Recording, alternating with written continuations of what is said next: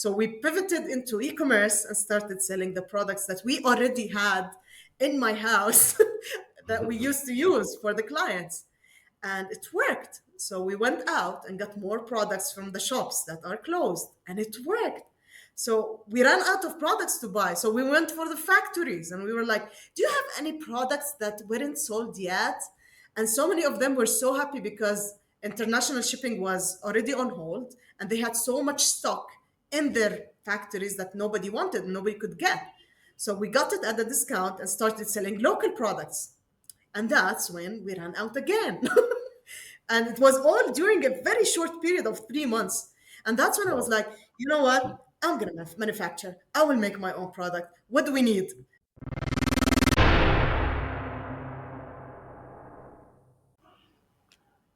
Welcome to the Startups Arabia podcast. My guest today is Romouz Sadeq, and it's a real pleasure to host Romouz because I heard such wonderful things about her from our previous guest, Ayman Ashur, who calls her the queen of pivoting. We're going to hear more about that later on. I've also noticed something very interesting about Romouz, which is the incredible loyalty and love, for lack of more business-like word, of her fans and the people who use the products of Mrayti, her brand, for her and the brand. So I'm very interested to find out, how this happens, and more about the story of Mrayti from her. So welcome, Removes. Hi, Ali, and thank you for having me. Such a pleasure being, in such a lineup of superstars, superstar founders, superstar VCs. Ayman is a great friend, and I'm so happy he hooked us up together for this podcast. Wonderful. So maybe we can start from like the beginning of your story. So how did you like end up in the startup world? I know you didn't start there, so tell me more. Oh my. I was a happy corporate employee. I was at LG Electronics, making a good salary, traveling the region, going to five-star hotels, a regional marketing manager. Everybody wanted my life. I think my mom even wanted my life. Everybody wanted, that glamorous multinational company type of life. You wear your suit, you go to work, you do like those big $1 million campaigns, the billboards on the streets. You choose that in Lebanon, in Baghdad, in Damascus, everywhere. I was everywhere. I had so many assistants. Life was good. But then I always say I was infected with the startup virus.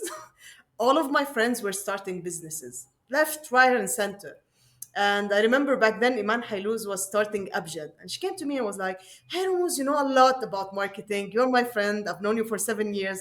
How about you help me a little with the user experience and the marketing things? I'm like, yeah, sure. I like what you're doing. What is that? And Abjad is a book review platform similar to Goodreads back then. Now they're offering more and more, but at the beginning I was like, yeah, I can do this. And while from doing the works, I've noticed how many people were eager to have that platform. Then I meet Amar Qudsi, the founder of Jiran, and he was like, I need a CPO. And Jiran was like the Yelp of the Arab world, reviews about places. So you see the similarity. We were building basic things, very basic things that the Arab world lacked, and which all had counterparts in the US. We weren't very creative. We copied the good stuff, and added little local flavor. And it was interesting. More and more, I found myself, getting fascinated by those apps and the reactions I was getting from people. Sometimes I'd sit down with people and like, what are you doing? Well, I'm helping people in Jiran. Oh, Jiran, this is so amazing. And I used to get those reactions. And as someone who's in the B2C business all my life, the glamorous B2C life, I was like, yeah, this could be it. I want to be a founder too. I want to do that thing. I feel I have something to add there. And I joined Jiran full time. And ever since my life has changed drastically. No more five-star hotels, no more big fat salary, but certainly lots of glamorous moment and lots of those glorious people telling you, oh my God, you're the founder of Mrayti, I cannot believe this. Oh, the people who manufacture this product. And people get super excited. So that was when it first began, was 2010, 11, when I started getting into the startup business. And it wasn't until 2014 that I was like full-time part of Jiran, doing the CPO work, delivering the products to people, and then starting my own thing alone as Mrayti. So yeah, I think it's been interesting seeing those two worlds, the corporate versus the startup. I feel like I am an authority to speak of the differences in culture. I can describe the teeny tiny details of walking into Jiran the first day in a suit and expecting my coffee to be on the table, and then it wasn't. And I was like, "Where's my coffee?" And people started laughing. And people were all in hoodies. And I was like, "Why are you all in pajamas? You don't respect this world. Why don't you respect your work? Why are you showing to work looking like this?" It was so funny. I still carry that residue of being a corporate person in me. I still like dress up, do those professional emails. I still have it in me. It's part of my DNA. But it was such an interesting transition. So I mean, I really want to get into the story of Mrayti, but I can't like leave this point maybe without. Tell me more about the difference in culture between corporate and startup in your view. What Oh, needs to everything. change? Or oh, Usually, corporates are focused on the products that they deliver to the customers. mhm. Startups, especially in their early phases, are focused on the relationship between team members, on how they think together, of how they solve problems together, on the process of creating a work culture. Meanwhile, like in the corporate, you already have the work culture, it's already set and designed, and either you accept it or leave it. There isn't much room to wiggle in the corporate. Meanwhile, in the startups, you are actively building the world you want to live in, whether as the product you're building or the culture or the work culture you're having or the co-workers around you. You can pick and choose. You're like building your dream team. So this is the first part. The second part is definitely corporate is more stable and more like predictable. You know, if you do one, two, three, you're gonna get promoted, your boss will love you, and the market will love you, and the agency will say you're the best marketing manager they have ever worked with. With startups, it's different. It's super unpredictable. You can be like the worst CEO and get massive success because the product is something that the people want, or you can be the best CEO and still fail. So it's really two different universes to me. And fitting into this versus that is doable for everyone if they understand the rules. I see so many people coming to me, young people, and be like, "Why are you demanding calls after 6?" I'm like, "We are a startup. Don't you know the rules?" And apparently they don't. So I've tweeted about this before, is that people coming to startups do not understand what they're getting into. They like imagine a corporate job, then show up to the office where we have a cat, and I'm like yelling and walking barefooted in the office until midnight. So it's two different universes. We need to know what we're getting into so that we know what to expect. So let's circle back to the story of Mrayti. Tell me about the early days of Mrayti. How did you validate the idea? Did you have product market fit? You know, what happened then? Like any founder, first time founders usually build counterparts, copycats. So I've done that part with Jiran and Abjad. Then second time founders be like, "You know what, I want to have like solve the problem on two ends, the supplier and the receiver." This is what I usually see with second time founders. Like they're so focused on solving two problems at once, the Uber model, shall we say. So Mrayti started out as an Uber for beauty. And that was natural back then when the gig economy was thriving. Everybody wanted an Uber for something. And I was one of these people, not special. So I was like, "You know what? This world could need an Uber for beauty.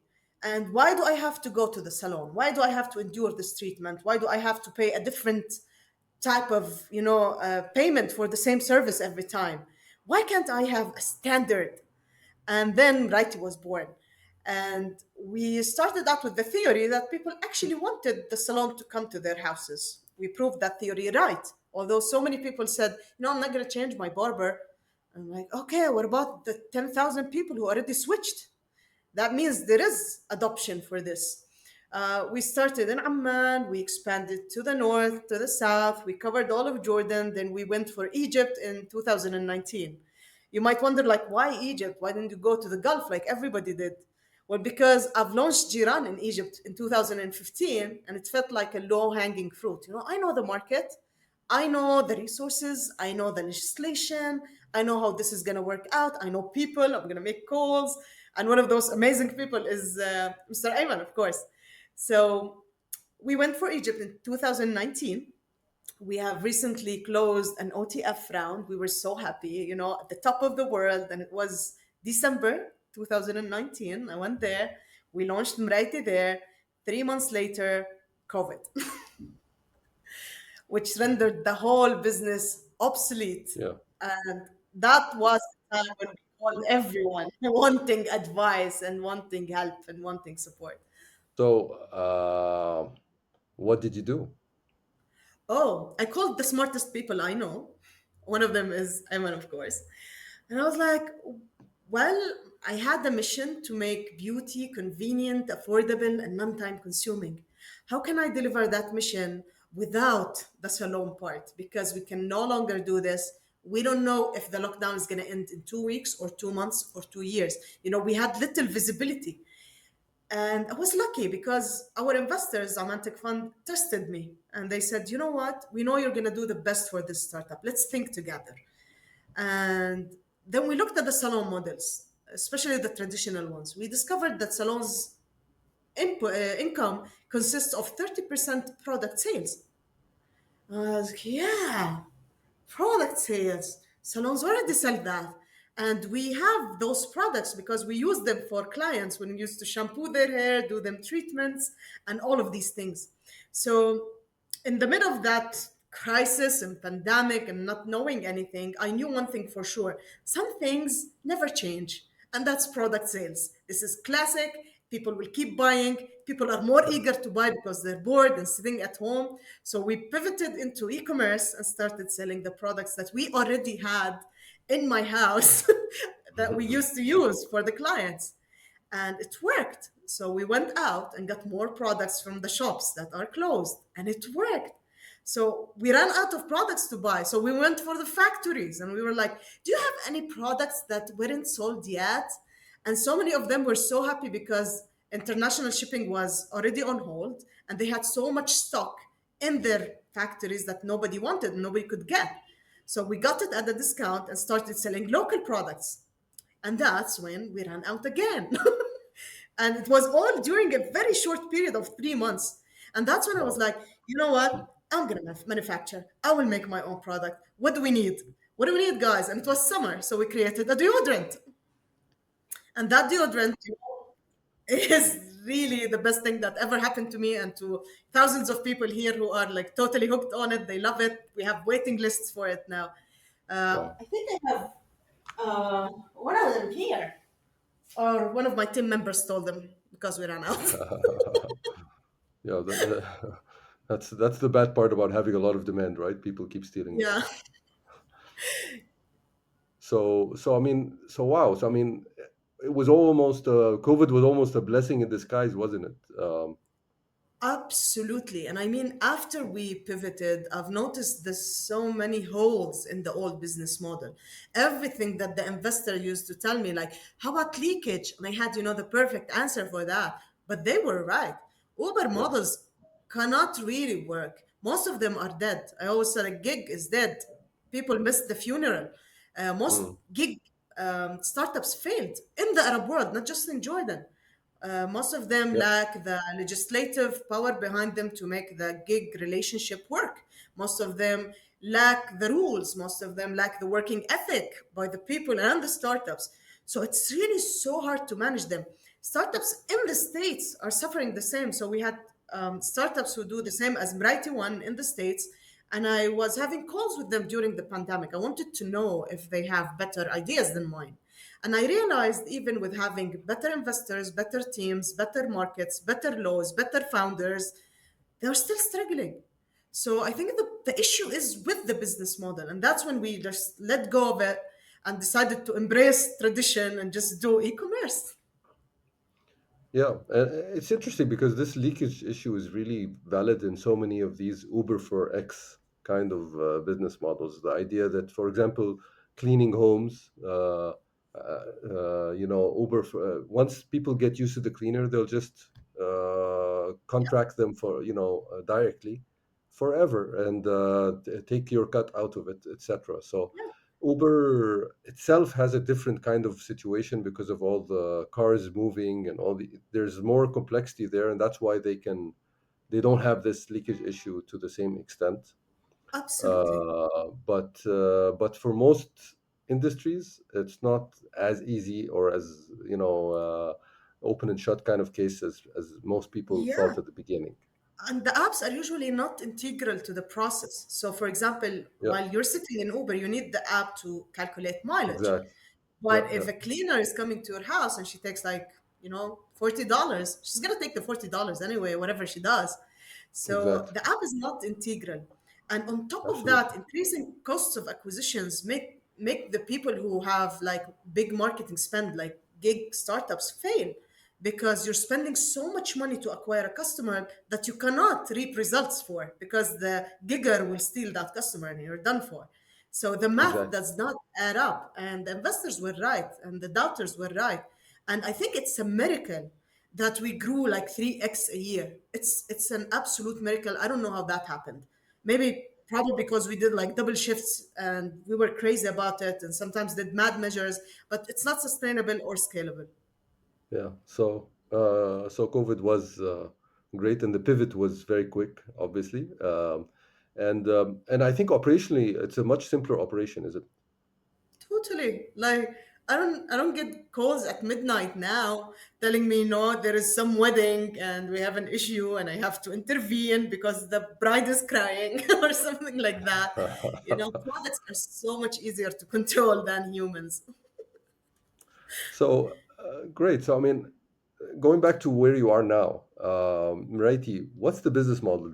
You have your own products, it seems, that you're manufacturing, maybe outsourcing manufacturing, and you have other Yeah. products, right? Absolutely. Mrayti sells products that adhere to certain standards. And those standards mean natural, free of any bad materials like sulfate, ammonia, and all of the bad stuff, parabens, all the stuff that gets bad rep.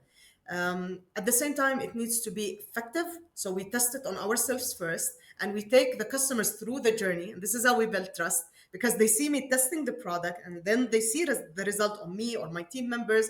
Then they're like, yeah, I want that product. So we have a list of requirements, and if you're selling locally, handmade or internationally, you still go through the process. So we have like US based companies selling on Mrayti, and at the same time, a woman in Al Karak, south of Jordan, making some soap who also sells on Mrayti. But they both go through the same process, Nice. And including and my own and products. yeah, I mean, you test everything. Yeah. So I mean, and you're focused on Jordan. Have you thought about expanding beyond Jordan? Yes, no, why not? If not, Um, the thing is, with our previous model, we amassed a good number of customers in Jordan. So launching the e-commerce to them was pretty easy. For the hmm past 3, 4 months, we've been focusing our marketing efforts on Saudi Arabia, and we're seeing an increased number of orders from there. So around 7 to 10% of our sales is now in Saudi, which is nice, great. For the next upcoming period, we're going to work on the US and the EU for the Dead Sea products, which we're very competitive at. I mean, Jordan produces the best Dead Sea products and cosmetics, but we have only 5% of the global market share. So we want to stretch that up a little. And the third absolutely. thing is we really go with the flow. If we see an increasing demand in some country or on some product vertical, we go for it. We're not rigid. We're like, we have a plan. We're going to stick with the plan. No, we go with the flow. We see what the market is demanding and then go for it. Got it. So I noticed something that, recently, maybe a week ago, you launched an incubator for women making handmade cosmetics. I mean, this must be a big project. I mean, what is the thinking behind it? All right. So I think you're going to see a pattern here. I go after a problem, then realize there's a bigger problem. Then I go for the bigger problem, see the biggest problem of all. I always tell my team once I'm standing on the hill, I can see the mountain, but if I'm on the ground, I see nothing. So we Yeah, started selling. And once we got to the hill of, I want locally made products, women would come to us with soaps and creams and serums that they make at home, and most of them share the same issues: bad, super bad packaging, not presentable at all, you don't want to see that on your shelf. Two, bad formulations, although they might be effective, but they're like ripe for bacterial growth and other issues.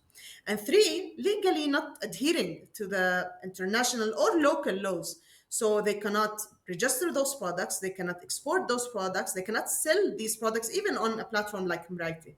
So I've seen the problem within my supply chain, and that incubator is a response to that. So it's a virtual incubator because most of them said, I'm not going to go somewhere and attend a session for a whole day. I'm like, okay, do you have a phone? Oh, yes, I do. Can you watch a session? Oh, yes, I'm sure, I can do that. So we came up with the virtual incubator where we host these women, give them 10 sessions, each focusing on a very deep, important aspect of her business. Example, legals and regulations. Market research, how do you choose the product you go with? Packaging and branding, it is important. You cannot ignore it. Don't tell me my product works. Nobody's gonna buy, that snake oil. Just make it actually look presentable. Marketing, how do you market? How do you promote? People think marketing is, I boosted that post on Instagram for $10. I didn't get the results. So we're educating them and bringing them on board. We're creating entrepreneurs out of this thing rather than just suppliers. And I believe by doing that, I'm strengthening my supply chain and I'm bringing more to society. I'm having them speak my language, which is important. Yeah, and which is more important for you? I mean, the societal part or making the supply chain more diverse? Because somebody might like tell you these are just small mom and pop kind of setups. They won't make a huge volume. Is it really worth the investment? Just stick with what's already selling. Things like that. I get that daily in the market, but I've learned something the hard way. When you stick to what's already selling, you have the lower hand, and they will absolutely, twist your arm and have you work their way. So, for example, some suppliers, when they see we have a huge demand for a certain product, they'd be like, "We ran out," although they didn't. But because they don't want me having that power of owning most of their inventory, so they would shut it on us. So I thought, you know what, diversifying my supply chain and giving these people a chance could give me a chance to not be, taken hostage by bigger companies and players. That's one.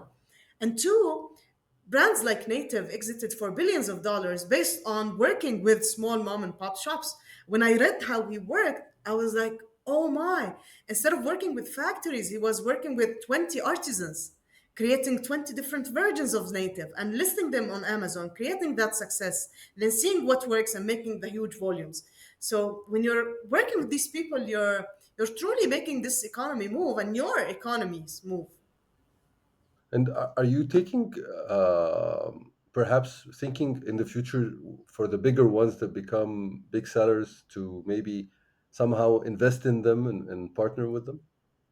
Absolutely. As a result of this incubator, we're hoping at least 10 people of the 30 incubatees would come up with a really solid products that we can become part in and take part in as either as investors or as supporters or advisors for a royalty or as sellers at Mrayti. So we're making money either way.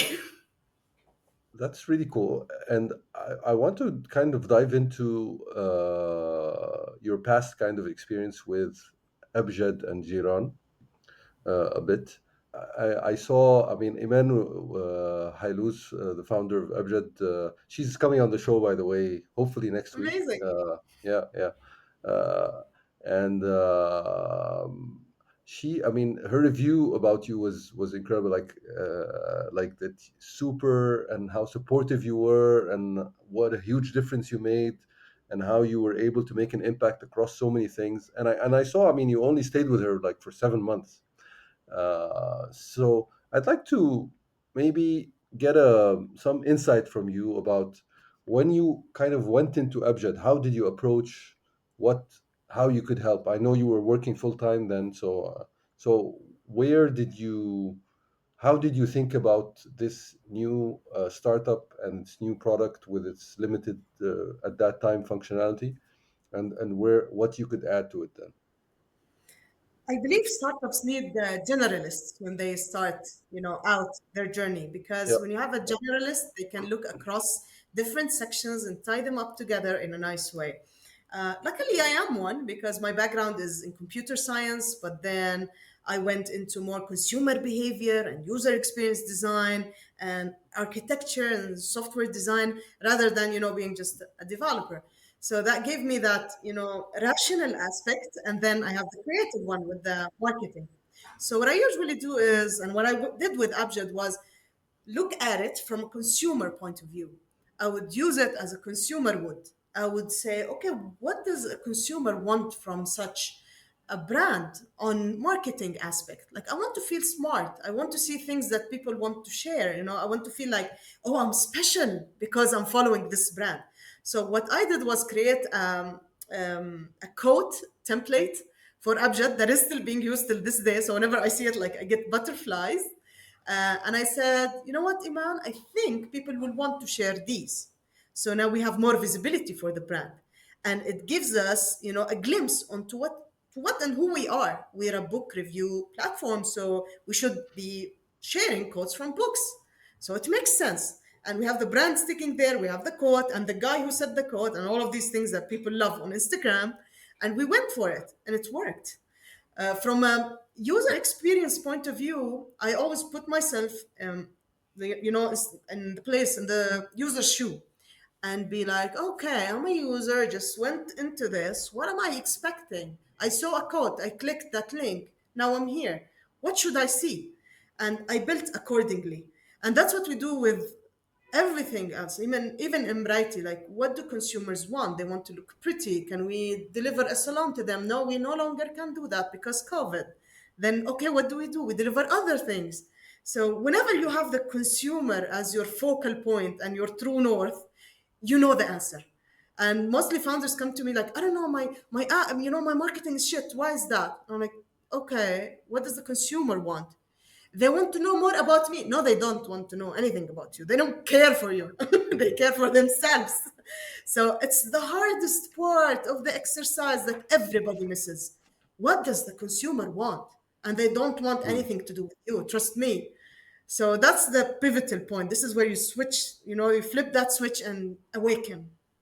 Yeah, yeah, yeah. It's interesting, and you started your career in UX design as a UX engineer, and maybe that kind of influenced how you look at things, even Absolutely. when you went into marketing and all that. Absolutely.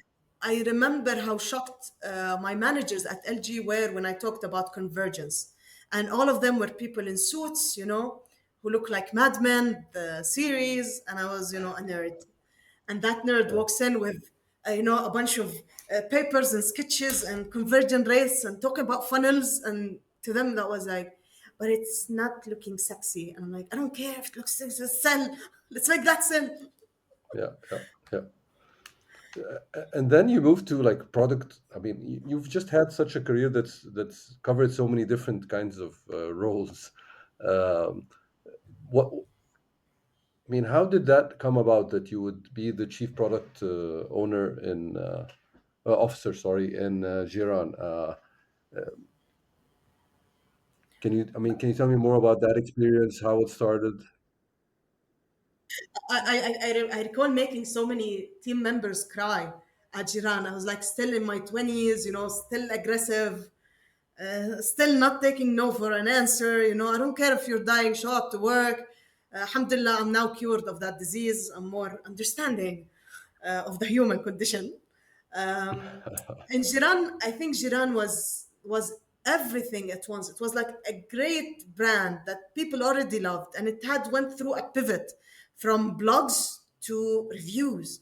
So you had Yeah. that old image that you need to replace with the new image, and you had that old team stuck with the old ways of blogging and content, and now coming to user generated, which is it was the hype back then. It was crazy. What do you mean user generated? UGC. Yeah. What do you mean Mhm. user generated? Like, do we sit back and wait for the users to write? No, guys, we create flows that make the user want to write. So they were hesitant. They have recently lost their co-founder. Then comes Romouz from a corporate background, and there was a bit of confusion because of the pivot and the new people arriving and people leaving. And there was also a moment of clarity when we talked about reviews and user generated and how can we make people do more reviews. And I did a little trick back then. I told them, how do we go about getting reviews? They said, okay, users come, they sign up, then they write a review, and then click publish, and that's it. And I said, okay, how about we make them write the review, and after they're done, you ask them to sign up. Just switch them. And we had 400% increase in reviews Yeah, immediately. I believe it. So This that is flipped the switch for the entire team on how very incremental and small changes could really make a difference for users. And it made us yeah. look differently at the powers that we have. We have so much power over millions of people. And I remember at once the app went down and people were on social media crying, saying, please go back up again. We need you. Jiran, where are you? And the team felt they were building something super important, super meaningful to the people. So Mhm. covering that, little bit of technical aspect, little bit of consumer behavior and understanding, and having a marketing background allowed me to sit at the CPO position, understanding what marketing is doing and what technical people are doing and what the sales are doing. And we built a new product directed towards SMEs to get them to sell on Jiran, all by just sitting in their place and thinking, what does an SME want? What does a consumer want? What do they want? Let's talk to them. And that Yep. we ingrained that culture. Umar was an amazing guy. He taught me a lot during that experience. He handled my bad temper very, very, very well. He was always calm. So I think if I learned to be a bad boss, it's because of him. Great. So okay, so that was your experience, and then you started Mrayti. Um, Things are going well, but recently I noticed that on Twitter you've been complaining about some things in the like Jordanian ecosystem, shall we say? Would you like to talk more about that here? Yeah, why not? I mean, it might encourage some founders to speak up for themselves too, because I know the abuse is not directed towards me personally. I know it's there, and I know it's always been there. I was attacked back in 2018 when I was running an Uber for beauty by many branches of the government. And back then, I chose to stay silent. Why? Because I thought it might tarnish my reputation. Like it might scare away investors. It might scare away customers. Like I don't want to talk to customers about being interrogated at the police station. I don't want to talk to customers about me being like wanted and not being able to ride my own car to get my own daughter from her school because I was scared of being, caught. So I chose silence back in 2018. Today I choose violence. Today I'm going to speak up because I know what I bring to the table. I know how much we affected this economy positively. I'm very confident in my own management of the company. I'm very confident of what we're doing. So being attacked again triggered that. And I was like, you know what? If I keep my mouth shut and my other founder friend keeps her mouth shut and my other founder friend keeps his mouth shut, then who's gonna speak up? Who's gonna hang that bell? Who's gonna say, wait a minute, guys, we have a problem. Stop saying we're a startup heaven. If we are a startup heaven, why are these hellish things happening to me? Why? Explain. So I'm really just opening up the conversation. It's less of a rant and more of open ended questions directed at people to better understand the struggles. I'm no longer scared of scaring away, potential donors because if they're scared of seeing the truth, then I don't want them as donors. If they're scared of hearing out the abuse we're going through, then I don't want them as supporters or investors. I want brave people who want to change the status quo. And these are like bureaucratic issues, things that are slowing you down, things like that. Is that what you mean, or? Some of them are. The others are really loopholes in the law. So we need to speak up about them. I need other Mm, founders to I know we have our loopholes. I know we have our workarounds as founders. We go and, register in Delaware. Sometimes we do this, we do that, we open bank accounts offshore. But if we're stating that our country is a startup heaven, why won't the rules change to reflect that? Why are other countries like so many years ahead of us now, although they started out last year? Because they have the true will to change things. They listen, they're capable of accepting critique. So if we're unable in the startup ecosystem to voice our critique, then what's left? We should be the brave ones who take risks. Then why are we shutting our mouths for fear of loss? yeah. So I mean, yeah, I think that. yeah, in countries like Egypt and Jordan, and where the laws and regulations aren't really startup friendly. They are losing talent, especially this last year. I've noticed to the richer, more effective kind of governments that are changing the laws, availing the capital, have significant markets, and especially, I mean, Jordan isn't the most huge market in the world, so already it's not like it doesn't even have that aspect. It just has these wonderful, founders and people in it, basically, and this is really the wealth of it, and definitely, I think everybody needs to, in the kind of top echelons of government across the region, really needs to take a good, long, hard look at regulation, and be very quick about it, because things are moving very, very quickly these days, and founders can be anywhere. Yeah, unfortunately, even within the ecosystem, people are no longer accepting critique. They'll be coming to me like, I have an advice for you. How about you stop complaining? People will label you as a troublemaker. They will not want Mm, to work with you. So imagine like somebody who's been to the States, been to Silicon Valley, worked with startups for 10 years coming to me with that advice. Because if you're saying that, we're doomed. mm. Yeah, hopefully we're not. I like to, be optimistic always. I'm sure, effort f- at the end of the day will have results. So, on another Rage Against the Machine kind of tangent, you recently tweeted this. I think Facebook is a morally bankrupt company. What made you say that? Oh, so many little things. So many of them.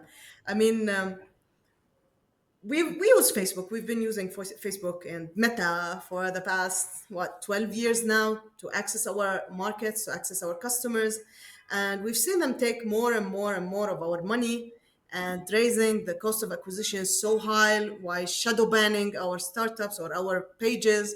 And there's no way to tell the truth. Like they'd lie to you on the phone, they'd ask you to pay some more to get more access, Why didn't you put some more for your budget? And I see so many founders being bullied by Meta, support teams that are supposed to call you and help you, plan your marketing campaigns, while the actual thing is like help you spend more with them. They just want more of your money thrown at more campaigns. So I'm warning everyone against those calls, and I'm telling them if the cost of acquisition exceeds the margins you're already put for yourself, stop that campaign right now. Go for other platforms. Make the competition hard for Meta. Do not just, stick with what you know. Do something new.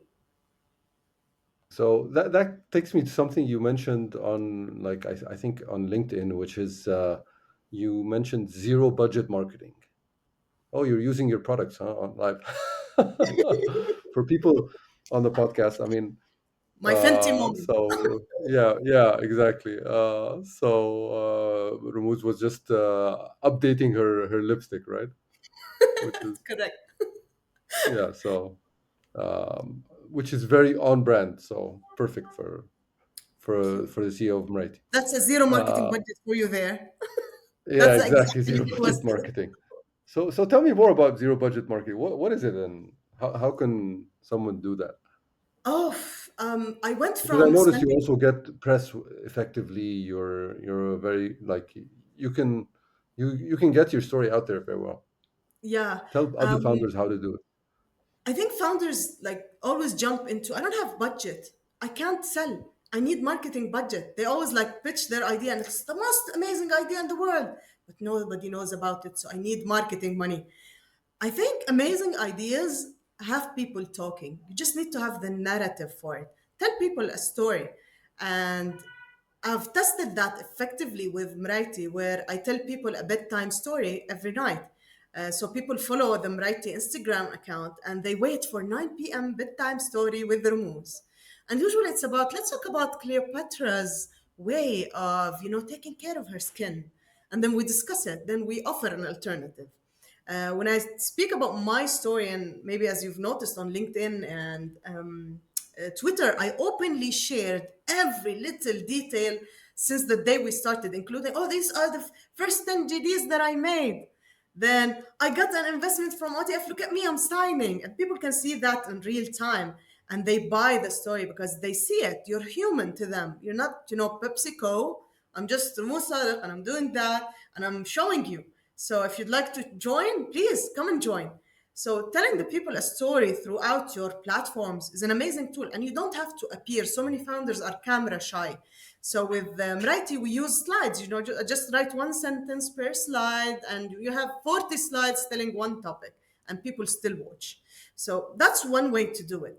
The other way is keep a good friendship with the press. You can always call them, invite them for coffee. That's not zero budgets, like $3, but that's okay. Still qualifies as zero in good hospitality. Invite them for coffee. Ask them like how they've been, what are the stories they're hearing. Share your story. Don't ask them to write anything, but they will. Because if you tell them a compelling, good, excellent story, they'll want to share it with the world. That's the other way. And the third way is give your product for free. In December, I gave away 300 bottles of the rehab product for sleep, and people got addicted. So now we have a waiting list of people who go, I want this product, please. Although they got it for free. And people might assume, if I got it for free, I'm not going to pay for it later. But if it's really that amazing, people will pay for it later on. So there is a lot of ways you can actually market yourself without spending a dime. And I found that spending money on advertising actually has the counter effect on the business, because people assume, oh, this business has to advertise, so it must be, intrabill because they need to sell more. I don't know if I should believe them. And, we Arabs have trust issues. So if you see an advertisement, your first intuition, and this is a lie, this cannot be real, those people are lying. So I think by presenting your product, by being always there, by opening a channel of, which takes a lot of effort, by the way. It is zero cost, but it's not zero effort. Do not conflate Yeah. these founders. So yeah, I think tell a good story is everything. Whether it's a product, it's a personal brand, it's your own brand. Telling a good story goes a long way. So, speaking of stories, can you tell me the story of your upcoming startup? I see you're starting something new in parallel with Mrayti. So, can you tell me more about that? This is the first time I'm gonna talk about it. So Oh, I'm nice. I super am excited. honored. You're gonna feel the excitement. Yeah. I have a daughter, she's 12, and she's coming up to that weird age of puberty. And during that phase, I'm like super concerned about how am I gonna have that talk, about that thing, which is the period. And I'm more stressed than her. Eventually, I came up with this very lousy approach of sending her a YouTube video that explains the thing. So she walks into the room and she's so cool, she's way cooler than me. She's like, Mom, is that the best you can do? Like, what? She says, what? You're gonna send me a YouTube video now? Why don't we sit down and talk about it? Like, yeah, we can do that. And for that, I felt okay. So I'm an educated person with lots of experience, and I still failed at that part. Like, I couldn't deliver. I didn't have the tools. What do I do now? So I started talking to our friends within the same circle who have children who are also 12, and especially girls. And I've noticed, especially the dads, they were super anxious about that. Like, no, man, don't let that time come. They don't want it to happen. No, it's gonna happen. It's natural, guys. So we came together, and my friend Baha was like, "Moses, we can solve this for a lot of people, not just our kids. Let's do something about it." We're like, yeah, let's do something about it. And we started brainstorming, and we came up with OVU, period, which is an application that helps teenage girls manage their periods. It contains a lot of Arabic content that explains period in a fun way, a lot of content about mental health, physical health, weight gain, pimples, you name it. All the things that makes a 12-year-old girl really, really, uncomfortable. And we also added mood tracking and journaling because we use it personally, to manage our mental health because it's needed. And we came up with this like very beautiful app as a design. We sketched it and all of that, and we started showing that to people. Like, would you invest in such a thing? And the interesting thing is, I never got a no, zero no's. no nos, not one no. Interesting. Everybody was excited. It seems that this problem is not just mine or Bahas. It's a problem that all parents are suffering, and people are willing to put money on it to actually solve it for the girls and create a product, a powerful product that contains all the tools, all the technical aspects, and all the content that a girl needs. So I think this is my third time founder way where I create a tech IP rather than create a service or a product or an e-commerce or a gig economy or a review platform. This is where like this is the ultimate work of a founder. Create a technical product that people love and use daily and actually affects them positively on contrary to all the other apps they have on their phones. Mhm.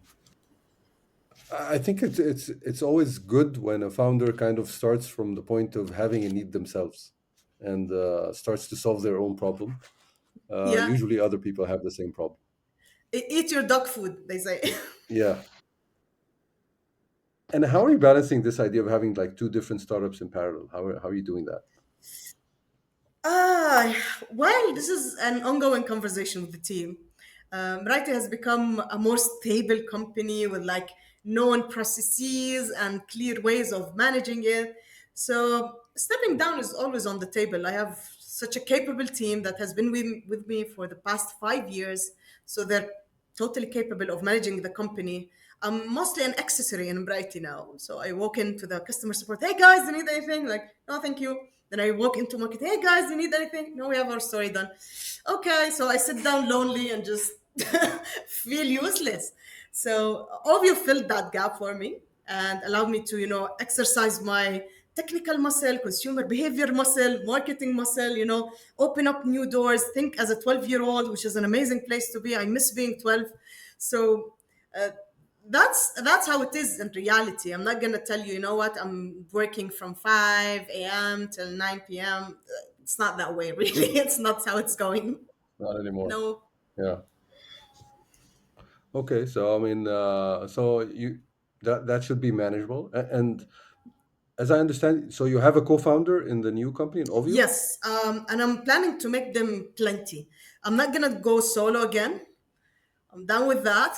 Too Hmm. tiring. And investors are right. You should not be a solo founder, even if you can manage technical and marketing, which I get away with for the past 5 years. But the mental toll is crazy. And on some days, you're Hmm. just vulnerable, you're weak, you don't want to work anymore, you're chased by the government or the tax department, and you're just like, I don't want to do this anymore. So having a co-founder helps you through those times. Alhamdulillah, my team acts as co-founders at Mrayti because they have a stock and share. But with Ovio, I'm planning to do it differently. Like, why not have more than one co-founder, leverage their expertise, distribute the weight. Do not do it solo. It's really tiring. Okay.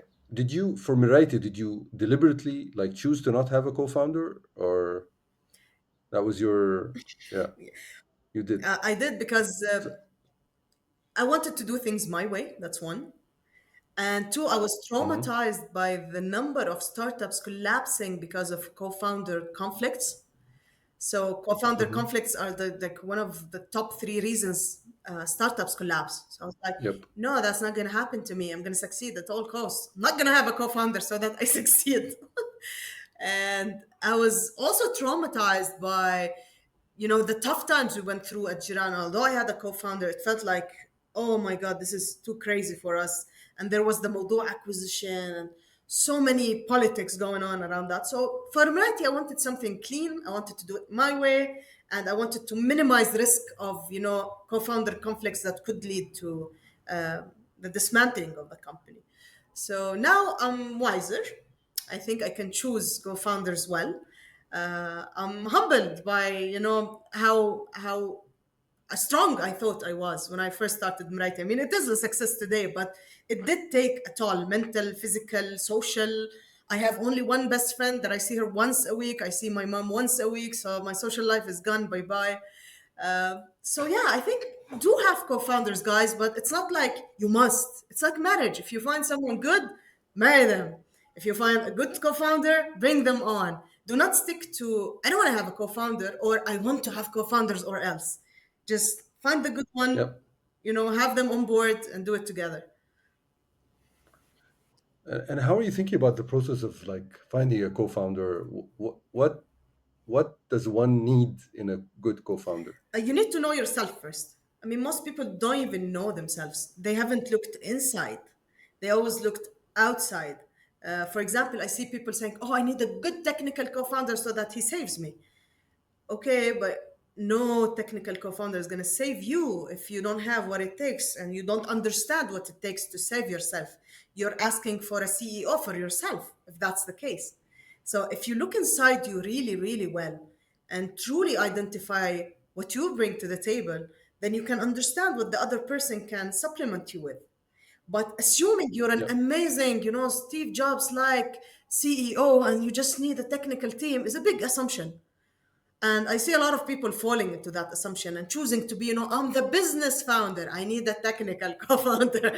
And it makes me laugh so hard because how did you verify that? Are you actually the business founder?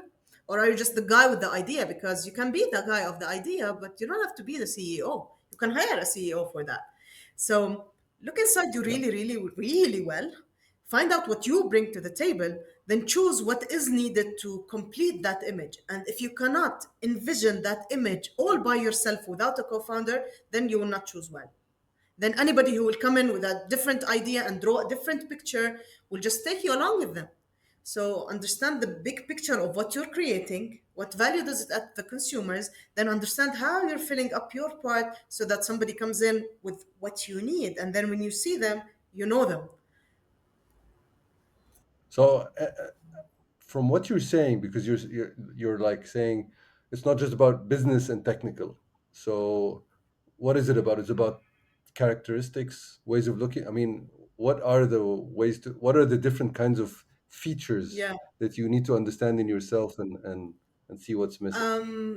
I'm going to touch a little bit on the business versus technical. Some companies are content and technical. There isn't much business to do or like much ideation because the idea is like copied. So don't pretend to be like Steve Jobs here. You're copying that idea. So a technical founder could just go and Arabize that site and that's it. They don't need you anymore. So understand the business. Yep. For OVU, for example, OVU has a big content vertical. So I'm sure I need a co-founder who's been in the content and content creation business so that he brings that Yep. knowledge with him. So industry knowledge, so to speak, Yes. And the or second thing, vertical knowledge. absolutely, because you need to understand what your business is, and then you can add players to it. And the second aspect is, I think, it's very important to understand what makes a partnership work. And it's usually not having, complementing each other and all that hacky, talk. Just I always say, حافظين مش فاهمين. They just know it, but they don't understand it. So, what you actually need is similar ways of work, similar ways of communication, similar work ethics, rather than being in the same industry or being complementary to each other. That's all talk.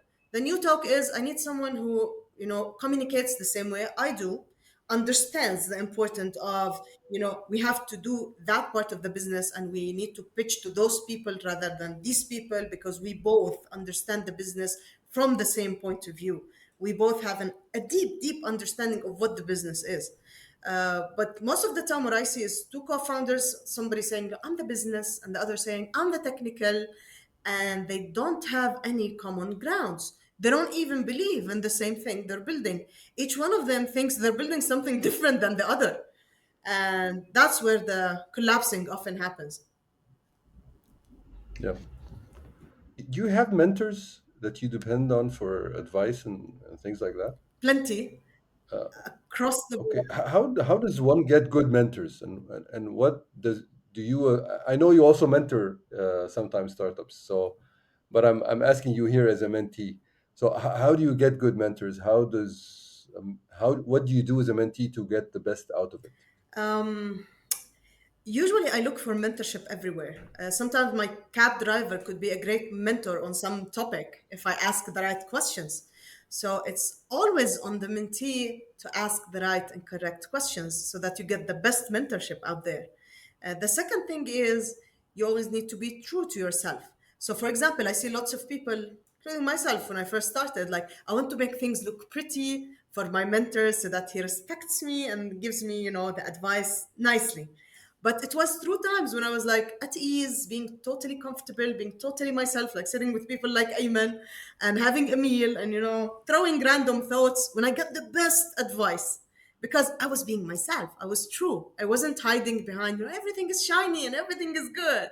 And the third thing, you need to look for people who you want to be like, who have working ethics that resemble what you aspire to have. They have successes that resemble what you want to have. For example, I will not look for mentors in the sports because I'm so far removed from that. But I will look for people who've achieved what I aspire to achieve, even if it was like one step ahead of me, just one step, because they can shorten the path for you. I use other founders as mentors sometimes. Sometimes I offer my advice to them. So it really doesn't work from like a hierarchical point of view. It works from a horizontal point of view where everybody could be a potential mentor if you ask the right questions. Great, great advice. And let me move on to the Arab startup ecosystem. If there was something you wanted to change about it, what would you want to change? What would you change? A lot of things, not one thing. But I think we need like if can I have three wishes? Absolutely, you Amazing. can have four if you like. The first one would be like, please, founders, let's stop lying about our metrics. Let's stop fluffing that data. I see lots of data that is not true, and I know it's not true, and it is being presented through past performance or future projections. None of this is real. You're just fluffing data to show to the investors, and we're lying to ourselves, which created a bubble, and that bubble bursted, and now our valuations are down to the ground because we lied so many times. I didn't, but I've seen people do it. So I hope founders would be more realistic and investors would accept that those realistic numbers, rather than demand, oh, I don't see a growth that I like. And a founder ends up doubling all her numbers to convince them, while she knows she cannot achieve these numbers because the market is limited. So that's one. The second thing I would change, and I see already changing, is please stop the copycats. And for the past year, I haven't seen one copycat. So I'm very happy with that. I think we should compete globally on tech IP. We should stop copying, whatever is like happening in the US. Oh, I'm going to do the Arabic version, then they'll come and acquire me. That's not happening. And you've seen so many startups do it and fail. Nobody's coming for you. Those startups are already struggling in the States trying to amass some volume. So do not count on them to save you. So tech IP, please, founders, let's create products that people love or companies love or customers love. That's when we compete globally. That's when I go to the States and be like, I'm the chosen period tracker for all the Muslim girls in the States. That's what I want to have. I don't want to have be like, I'm the Arabic blah. And the third thing, I would like to see us, being taken more seriously by investors. I'm seeing so many investors go and invest in American companies, Silicon Valley companies, sometimes companies in Israel, and I've seen that happen while they don't believe in the Arab founder. They're like, yeah, but we're still behind. And we're going to stay behind if you do not invest. So we need to go through the cycle. Let's learn. Let me create, one business. Let it fail. So what? Those people that you're investing in could also fail, and they've probably failed before. So allow us to fail, allow us to learn, allow us to pivot. Mrayti already pivoted, and we're creating like new arms every day, an incubator, our own product, our own e-commerce. And that's okay. Allow it. Allow it. Do not just squeeze us in a box and demand success where you don't demand the same from foreign founders. Yep. Yeah, I agree so much with all these points, and just also to be real. I mean, to compare us also with, for example, the Chinese ecosystem. The Chinese ecosystem started with copycats. Baidu instead of Yeah, Google, Weibo instead of Twitter, etc. And now they are the ones taking the lead. TikTok is taking absolutely. market share from all the Shein other is ones. killing all fashion e-commerce. Shein is killing Yeah. everyone exactly, and Temu is also a new uh, like e-commerce number one, I think, on the App Store these days in the US, and things like that. So I mean. it's okay to start here as long Yes. as you move to the second stage. And I think, as you said, that we are moving to the second stage, and that's a good thing. So you didn't mention anything about like being a female founder in the Arab world. Do you think this handicaps you in any way? Is there any how do you feel about that? I'm usually a naively optimistic person. So probably it did, but I'm just too naive to see it. I'm too excited about what I do. But I'll tell you something, a fact. With my new venture, OVU, I'm seeing more money pouring in. And I don't know if it's because it's a better idea or because I have a male co founder. I really can't tell. I need to give you the pure truth. But Hmm. if that happened, I didn't see it. I was too excited, moving too fast to see it. But I think it does Right. because if it didn't, then why aren't there so many women founders? Why are the women founders who make it are usually like the most aggressive, top of the pile ones? That usually arrive so tired and broken that they cannot even give back to the ecosystem. That they usually turn to queen bees and super aggressive, super bullies. Um, where are they? Mm. I need to ask. Yeah. Yeah. So I mean, from the statistical aspect, obviously, I mean, there is a big difference there. And I think also, I mean, the how can I put it? I mean, the ecosystem itself has changed. I mean, from when you started Mrayti to now, things are very different. That could also be a factor, but you never know. Absolutely, and I think Saudi Arabia will contribute to us having more female founders. They have the financial leverage to test and try and support and fail, and that's okay Hmm. because they're not so stuck on winning that deal specifically. Yeah. During my last visit to Saudi during Leap, I've seen so many women founders, and I've seen women in leadership positions in accelerators, Yeah. incubators, which Yeah. was interesting to say the least. I was like, at some point, I was in a room with like four ladies from management sitting with me, and I'm like, wait a minute, is the management here all women? And they were like, yeah. Yeah. Gosh, man, I'm Uh, so happy, and they thought I was like overly excited, but it's so rare to see. no, I see that happens a lot actually in Saudi Arabia. Lots of capable Yeah. women. So, speaking of investors, I mean, what are the characteristics of the best investors, in your opinion? Respect for the founders on top of everything. And I think this is something so many founders are complaining about recently. Like, we love it when you invest, but we love it more when you put respect on that check as well. Because if you do not respect the founder, how can the founder trust you and tell you all about, the issues and the pending things? I love it when a VC or an investor is open to hearing that, what, you're investing in my company, but here, there's this aspect that I haven't resolved yet, and I need your help to resolve this part, and I'm gonna use that money to test things here. But you should know things are not rosy, you're taking a bet, and you should know that. Romantic Fund was that for me, and I love these people, and I love how they've always been here during the pivot, during COVID. They gave me green light, they gave me the trust. They buy from us to show support. So you see it when VC is proud of an investment, even if it's struggling, even when it's down, even when it's having a rough batch. They've always been here for us. They could listen and give advice. The second best thing is when you have a VC or an investor that's willing to open doors for you and make introductions and tell people about your business and show them that, what, we invested in this person. Why don't you join too? I look for that, and during my due diligence, I always ask the founders, like, did they open doors for you? I always advise the founders before taking money from anyone to do a due diligence Of because the course. same way they do due diligence on us, we should due diligence on Great them. advice. So yeah, so I asked the question like, how did they treat you during this thing?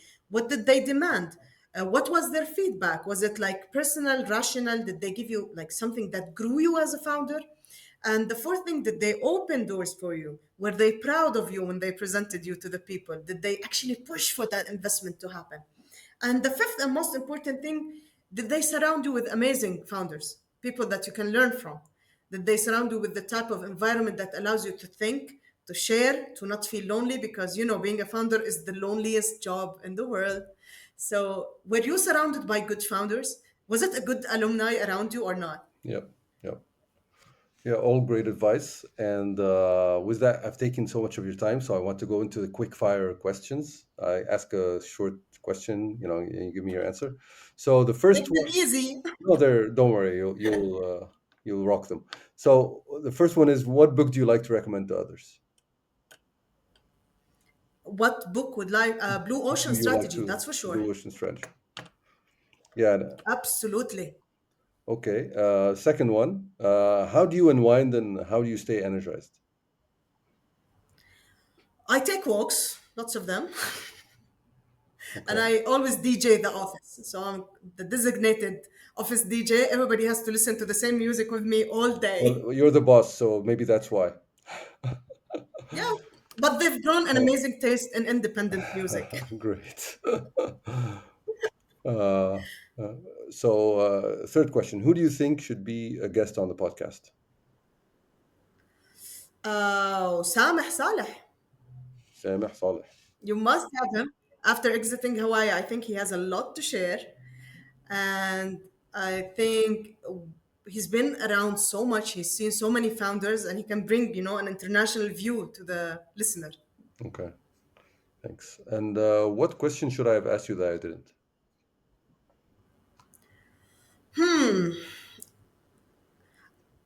I would have loved it if you asked me if I'd do it again if time goes back.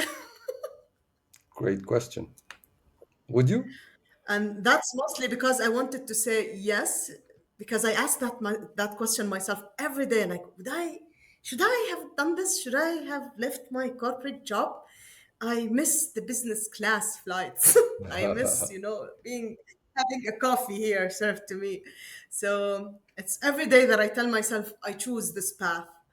I want to do this. I want to add value. I want to do things my way. I want to have an honorable journey. I want to raise a good name for myself and my father. He passed away too young. So I'm giving him an extra life with what I do. That's wonderful. So, with that, I want to close with my final question. It's usually I like to close on a note of gratitude. So, what is a gift someone has given you that has had a large positive effect on you? Oof. Uh, that's a hard one because there's so many people who did. But I think every customer, every user, everyone who has ever used anything that I've ever built has given me the gift of their trust, and I'm grateful for that. Thank you, Rumuz, for your time. You're making your father proud, I'm sure. Thank you. Thank you, Ali.